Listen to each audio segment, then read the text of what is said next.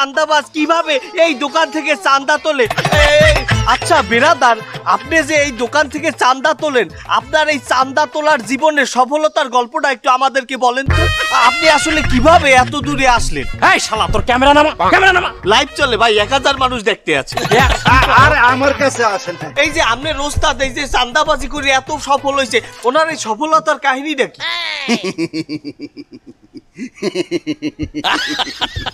আসলে আমাকে ওস্তাদ ছোটবেলা থেকে একটু বারুয়া ছেলে। একটা ছোট্ট একটা কাহিনী আপনাকে বলি শোনেন। ছোটবেলায় যখন ভাত খাইতে বইতে, তো উনি ফুমাইয়া ল্যাম লিবাই দিয়ে সবারটা কারি করে খাইয়ে লাইতে, পরে মায়ের লাঞ্জালাই দেখতে সবারটা খাওয়াই গেছে। এই যে কারাকারি শুরু হয়, এখন পর্যন্ত থামে নাই বুঝছেন। আচ্ছা ভাইজান, ওনার কথা তো শুনলাম, কিন্তু এই চাঁদাবাজ গ্রুপে আপনার ভূমিকাটা কি? আমার